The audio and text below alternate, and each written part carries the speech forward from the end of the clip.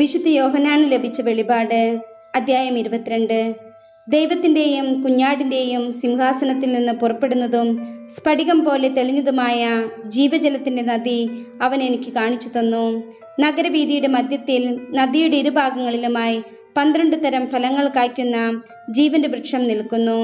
അത് മാസം തോറും ഫലം തരുന്നു. ആ വൃക്ഷത്തിന്റെ ഇലകൾ ജനതകളുടെ രോഗശാന്തിക്ക് വേണ്ടിയുള്ളവയാണ്. ഇനിമേൽ ശപിക്കപ്പെട്ടതായി ഒന്നും ഉണ്ടായിരിക്കുകയില്ല. ദൈവത്തിൻ്റെയും കുഞ്ഞാടിൻ്റെയും സിംഹാസനം അതിലുണ്ടായിരിക്കും. അവിടുത്തെ ദാസർ അവിടുത്തെ ആരാധിക്കും. അവർ അവിടുത്തെ മുഖം ദർശിക്കും. അവിടുത്തെ നാമം അവരുടെ നെറ്റിത്തടത്തിൽ ഉണ്ടായിരിക്കും. ഇനി ഒരിക്കലും രാത്രി ഉണ്ടാവുകയില്ല. ദീപത്തിന്റെ വെളിച്ചമോ സൂര്യന്റെ പ്രകാശമോ അവർക്ക് ആവശ്യമില്ല. ദൈവമായ കർത്താവ് അവരുടെ മേൽ പ്രകാശിക്കുന്നു. അവർ എന്നേക്കും വാഴും. ക്രിസ്തുവിന്റെ പ്രത്യാഗമനം.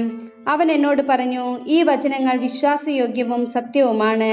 ഉടനെ സംഭവിക്കാനിരിക്കുന്ന കാര്യങ്ങൾ തൻ്റെ ദാസർക്ക് കാണിച്ചു കൊടുക്കാനായി പ്രവാചകാത്മാക്കളുടെ ദൈവമായ കർത്താവ് തൻ്റെ ദൂതനെ അയച്ചിരിക്കുന്നു. ഇതാ ഞാൻ വേഗം വരുന്നു. ഈ പുസ്തകത്തിലെ പ്രവചനങ്ങൾ കാക്കുന്നവൻ ഭാഗ്യവാൻ. യോഹന്നാനായ ഞാൻ ഇത് കേൾക്കുകയും കാണുകയും ചെയ്തു.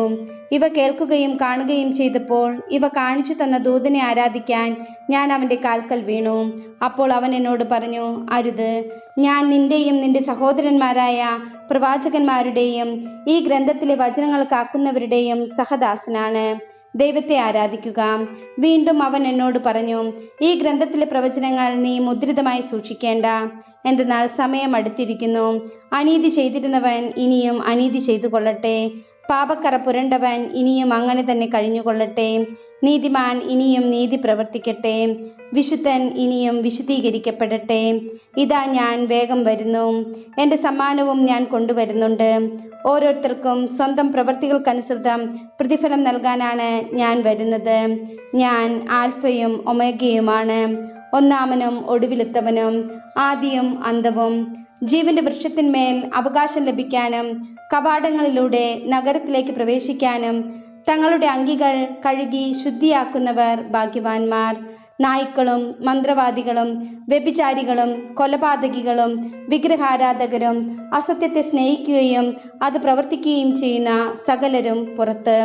യേശുവായ ഞാൻ സഭകളെക്കുറിച്ച് നിങ്ങൾക്ക് സാക്ഷ്യപ്പെടുത്തുന്നതിനു വേണ്ടി എൻ്റെ ദൂതനെ അയച്ചു.